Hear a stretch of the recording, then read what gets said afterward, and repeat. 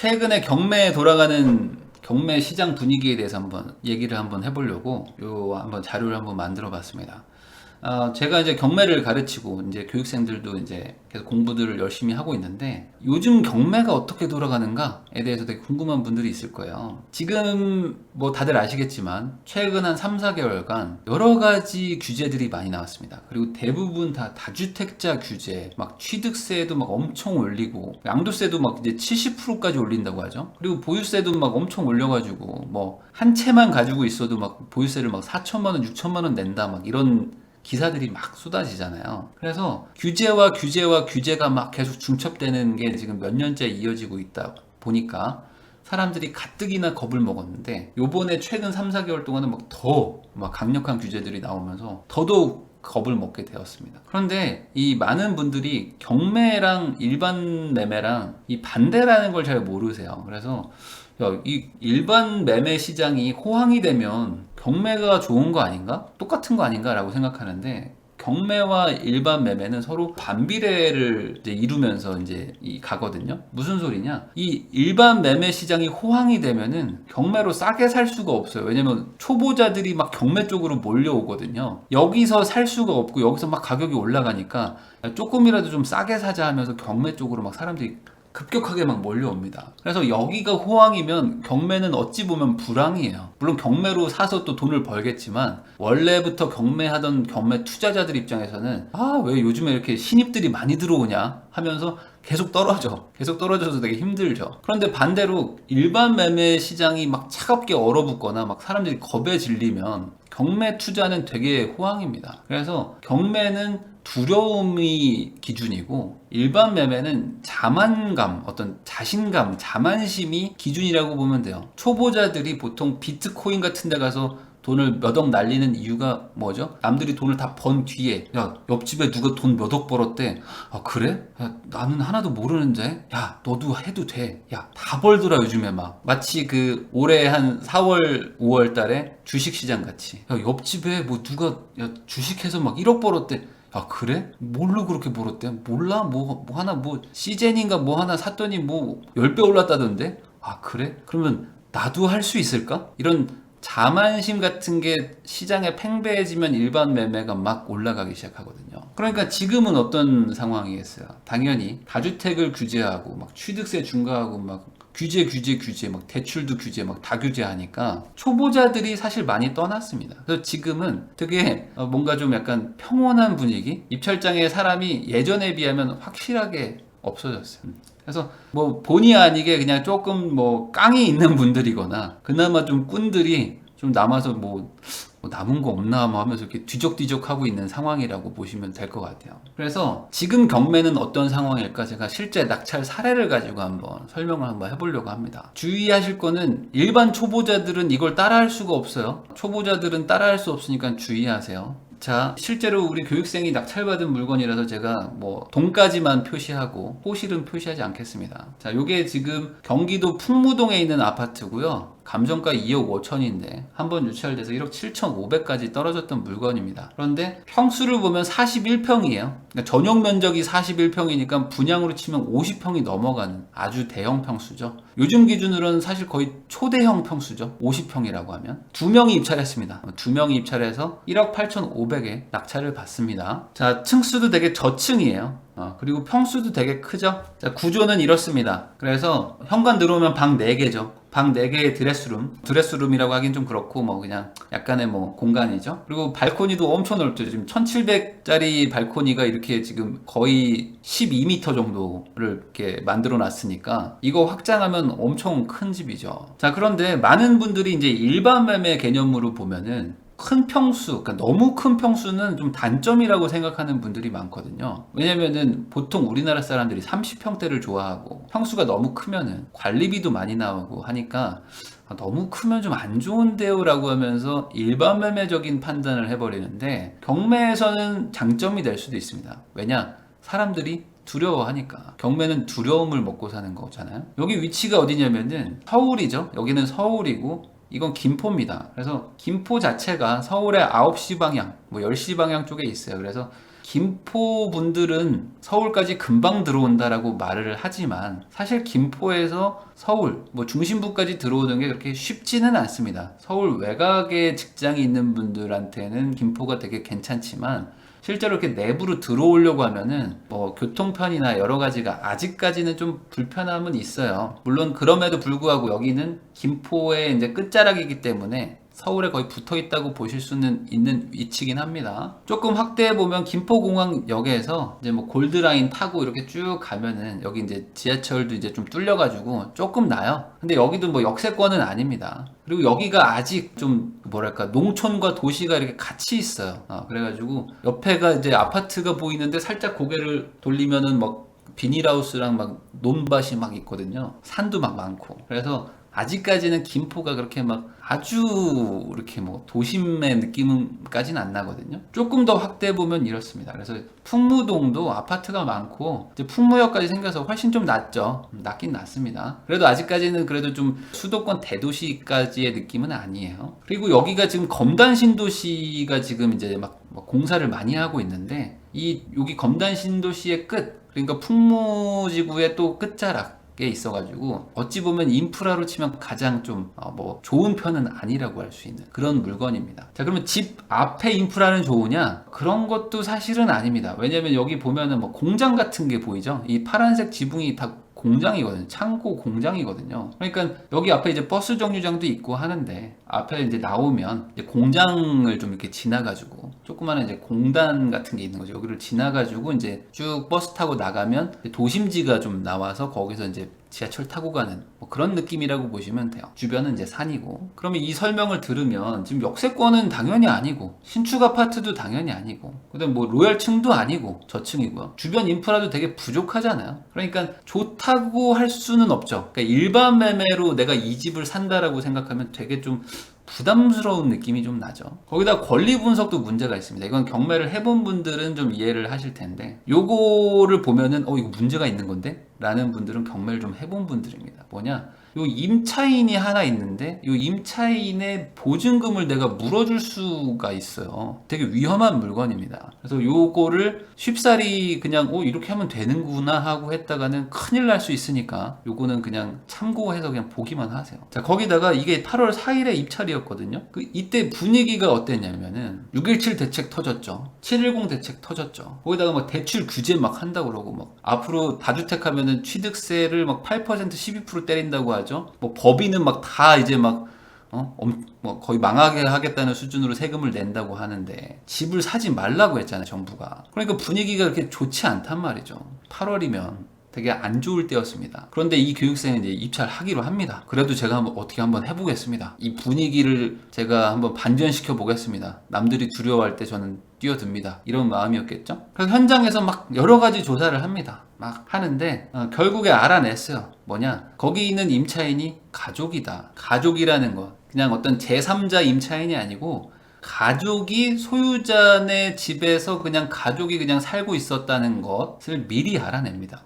그러면은 이거는 물어주지 않아도 될 수 있겠는데? 라는 거를 정보를 사전에 알아냈죠. 이게 쉽지 않은 길입니다. 엄청 어려워. 엄청 어려운 건데 어떻게 해서 알아냈습니다. 그리고 나서 입찰가를 결정하죠. 요 당시만 해도 시세가 한 2억 한 4천 정도 2억 4천 정도예요. 그런데 당연히 어렵게 알아냈잖아요. 쉽게 알아내는 건 아닙니다. 그냥 일반 초보자들은 할 수 없어요. 그래서 야, 이걸 누가 알겠어? 하고 1억 8,500에 최저가에서 한 1,000만 원 정도 붙여가지고 아주 낮은 가격에 써가지고 붙습니다. 그리고 나서 이제 대출을 해야 되는데 대출도 쉽게 나오는 게 아니에요. 왜냐면은 이제 거기에 임차인이 어쨌든 있는 걸로 돼 있으니까 이거를 또 설명을 해야 돼. 그동안 알아낸 조사 정보와 자료와 막 서류들을 잘 챙겨가지고 대출 심사를 넣었는데 많이 떨어집니다. 많이 떨어져도 결국에 같이 막 검토하고 해가지고 결국 대출을 받아가지고 잔금도 납부합니다. 그럼 여기가 끝이냐? 아닙니다. 명도에서 또 문제가 생겨. 소유자가 가족이라고 그랬잖아요.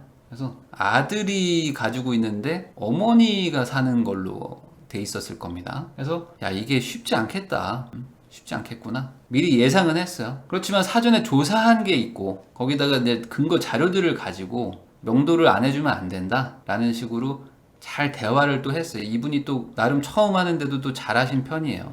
그래서 이걸 협상을 좀 잘했습니다. 그리고 이분이 하나 잘한 거는 월세로 갈 만한 집까지 알아봐 주셨어. 단순히 나가세요가 아니고 여기로 좀 이사를 가시면 될 것 같아요. 제가 한번 알아봤는데 여기 한번 가보세요. 여기 중개사가 여기 집 하나 괜찮은 거 나왔다는데. 그래서 집도 알아봐 줬어. 물론 돈을 준 건 아니지만. 그런데 문제는 여기서부터 또 터져. 뭐냐? 이사비를 한 500만 원 달라고 합니다. 이사비도 한 500만 원 달라고 하고 관리비도 한 300 얼마 밀렸는데 요것도 당연히 뭐 네가 내라. 그러다 내가 작년에 싱크대를 하나 교체를 했는데 한 500만 원 줘라 해가지고 한 1,400만 원 정도를 요구를 하신 거예요. 그러니까 이게 들어주기가 쉽지가 않죠. 그래서 또 이제 여러 가지 조언들을 좀 해드렸어요. 그래가지고 이건 안 되겠다. 이거는 들어줄 수 없는 상황이다. 그래서 거부합니다. 그랬더니 그 점유자분이 법대로 하라 라고 얘기를 하신 거예요. 법대로 하라고. 그러면 보통은 법대로 하라는 분들이 법을 잘 몰라요. 그래서 진짜로 법대로 합니다. 실제로 법대로 했어. 그래서 이제 법으로 이제 진행됩니다. 그래서 막 법원에서 막 집행관도 가고 막 하니까 임차인분도 뭐 막상 법대로 하라고 하면은 위기감이 좀 느껴진단 말이죠. 다들 법대로 하세요라고 하는 분들이 막상 법으로 하잖아? 그러면은 조금 달라져. 그리고 여기서 끝나진 않죠. 그 뒤로도 막 약간 협상을 막 계속 합니다. 막 이렇게도 얘기하고 저렇게도 얘기하고 쉽게 해결되진 않아요. 자, 그래서 결론적으로 1,350만 원에서 500만 원으로 한 850만 원 정도를 절감해요. 그래서 한 500 정도로 주고 이거를 이제 최종적으로 나가는 걸로 정리를 합니다. 이제부터 수리를 시작합니다. 자, 집 내부가 이랬어요. 집 내부가 뭐 깔끔한 편이에요. 깔끔한 편인데 요즘 스타일은 아니죠, 사실. 요즘 스타일은 아니에요. 그리고 이제 이게 누래진 게 어쩔 수 없어요. 이게 햇빛을 받으면 다 누래집니다, 플라스틱은. 화장실도 깔끔하게 잘 쓰셨어요. 이 연식에 이 정도면 진짜 깔끔한 편이거든요. 근데 이게 요즘 스타일은 아니죠. 당연히 뭐 안방 화장실도 뭐 깔끔한 편이고, 그리고 이제 싱크대 같은 것도 보면 아까 그 싱크대를 몇백만 원 달라고 그러셨잖아요. 이게 보니까 실제로 손을 한번 보셨더라고. 그러니까 깔끔해. 들어가서 이런 싱크대를 만나면 되게 신받다 라는 느낌이죠. 이게 이것만 해도 한 200~300만 원 가까이 되는데, 내부는 뭐 깔끔은 한데 근데 전반적으로 좀 약간 오래된 느낌은 날 수밖에 없어요. 우리가 지금 최근에 봐서 이게 좀 올드하다 그러지, 옛날에 이 지을 때는 이게 또 최신식이었습니다. 되게 그때는 또 트렌디한 그런 게 바로 이 체리 색깔 이런 거였거든요. 현관도 뭐 다 나름 깔끔하게 잘 쓰시고 오히려 뭐 청소도 뭐 나쁘지 않은 이런 상태였어요. 그런데 이걸 이제 수리를 해야 되니까 요즘 좀 트렌드에 좀 맞게 좀 수리를 해야 되는데 아주 손을 많이 댈 필요는 없어 보이죠. 그런데 이제 요 우리 교육생분이 하나 뭔가 지나고 나서 후회했던 게 뭐냐면, 이걸 전체적으로 한 개 업체한테 맡기면 알아서 쫙 해주는데 요거 이제 비용을 좀 절감하고 이런 것도 좀 생각해서, 그러니까 뭐 일부 셀프도 하고 아니면 개별 업체한테 하나하나 떼서 이제 수리를 진행합니다. 뭐 도배는 도배한테, 뭐 따로 뭐 화장실 리모델링은 화장실 업자한테, 뭐 이런 식으로 하나하나 개별로 다 떼요. 그러면 금액 자체는 좀 내려갈 수 있는데 하자 보수 문제에서 조금 이제 분쟁이 생길 수가 있고, 그리고 그 일정 같은 걸 내가 다 컨트롤 해야 되는 게 이게 또 귀찮은 일입니다. 그래서 경험 삼아서 해볼 수는 있지만 사실 실질적으로 이렇게 하는 게 그렇게 엄청나게 제가 추천하고 싶진 않습니다. 근데 집 자체가 괜찮죠. 괜찮아서 기본적인 보수 정도 합니다. 그리고 이제 화장실하고 뭐 이런 건 좀 리모델링을 좀 해야 될 것 같아서 리모델링을 해. 우리 교육생 얘기가 너무 고생 많았대.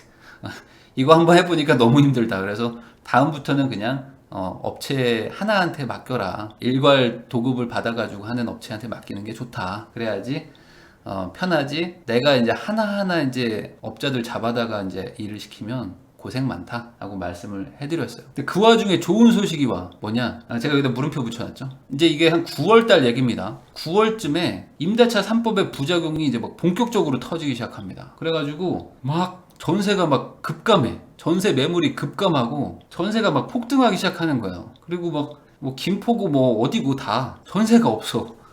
우리는 지금 낙찰 받아가지고 뭐 수리하고 있는데 뭐 임대차 3법의 부작용들이 막 터지기 시작하면서 전세가 막 폭등하기 시작합니다. 그러니까 동네에 가보면 전세가 없대는 거야. 아예 없대. 그리고 뭐 나오는 게 뭐 한 개 정도인데 막 줄 서 있다는 거야. 우린 지금 수리하고 있는데, 우리 막 도배지 바르고 있는데 전세가 없어가지고 저 좀 이렇게 수리 끝나면 저희 들어가면 안 돼 막 줄 서 있어. 막 지금 경매 상황입니다. 그래서 고치고 있는 와중에 전세 계약을 해버리죠. 전세를 얼마에 맞췄을까요? 전세를 2억 6천에 맞춥니다. 그래서 낙찰 받은 지 한 2달 정도째였어요. 2달 정도 지났을 때였는데 전세 2억 6천에 들어오겠다는 사람이 나타난 거예요. 그래서 낙찰을 한 1억 8,500에 받았죠. 그리고 뭐 이거저거 해가지고 한 2천만 원 들어갔는데 전세를 2억 6천에 맞춥니다. 그래서 이분은 지금 김포 아파트 이제 방 4개짜리 분양평수 50평짜리를 소유를 하게 됐죠. 그러고 나서 현금 5,500만 원이 생겨. 집을 하나 샀는데 저기 돈을 놓고 가셨어요.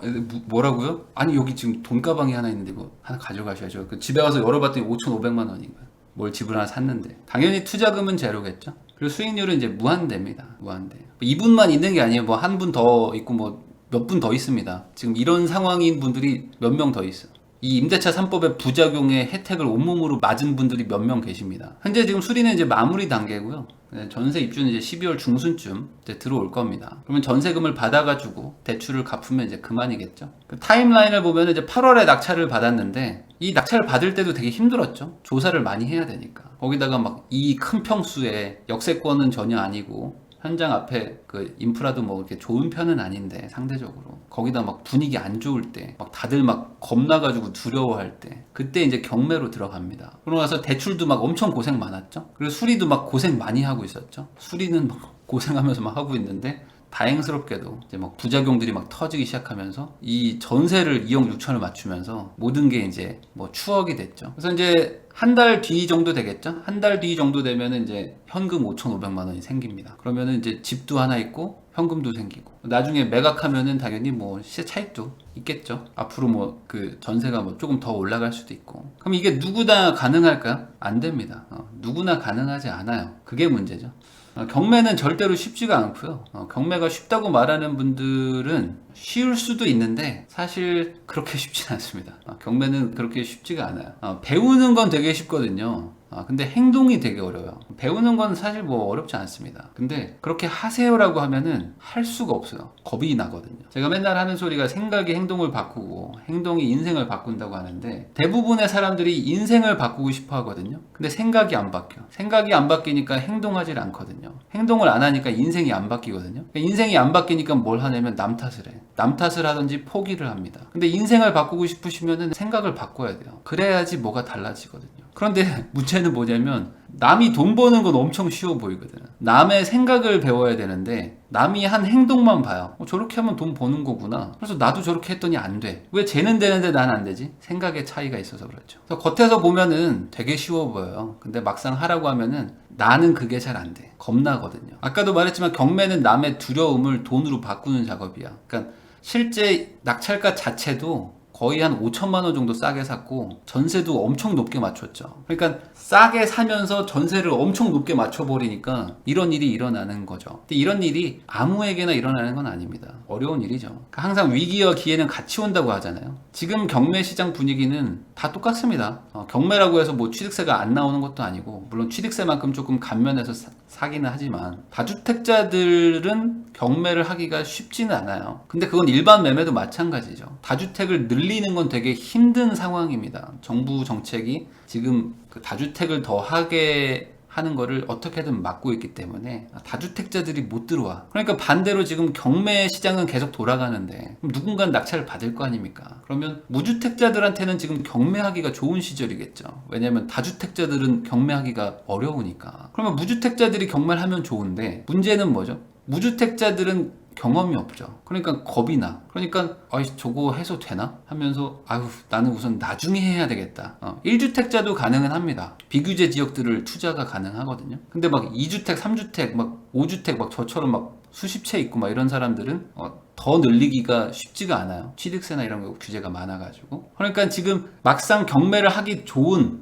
분들은 경험이 없어서 겁을 먹어. 그래서 할 수가 없는 상황이죠. 그렇지만 아까 봤듯이 누군가는 해요. 누군가는 하거든요. 그래서 누구는 또 돈을 막 벌어 막. 그런데 대다수의 사람들은 자기 눈앞에 지금 기회가 있는지도 모르고 그냥 지나가고 있어요. 그러니까 위기만 보이지 위기가 기회라는 거를 본인 스스로 알 수가 없어. 왜냐하면 경험이 없으니까. 그래서 겁이 나니까. 이 경험 부족인 분들은 남들이 다 돈 벌었다더라 할 때 들어가거든요. 남들이 겁낼 때 같이 겁나고 남들이 겁 없이 막 들어갈 때 뒤늦게 들어가기 때문에 그게 문제죠. 그래서 오늘 요 사례는 뭐 엄청나게 돈 많이 벌었으니까 뭐 부러워하세요 이게 아니고 현재 경매 시장이 지금 이런 분위기입니다. 그래서 상황을 어떻게 보느냐에 따라서 뭐 이게 좋아 보이기도 하고 안 좋아 보이기도 하고 이런 거거든요. 근데 실제 사례가 이렇다. 두세 달 전에 있었던 일입니다. 그러니까 세 달밖에 안 된 일이에요. 그러니까 이런 일들이 일어나고 있다는 거는 뭐 사실이니까 제가 뭐 거짓말 하는 것도 아니고 사건 번호도 다 오픈을 했으니까 뭐 찾아보시면 다 아실 겁니다. 그러니까 제가 말하는 핵심은 경매든 뭐든 상관없는데 위기와 기회는 같이 온다는 거. 그리고 대부분의 사람들은 기회가 기회인지 모르고 그냥 놓치고 결국에 나중에 후회한다. 그걸 계속 반복한다. 라는 말을 끝으로 영상을 마치도록 하겠습니다. 봐주셔서 감사합니다.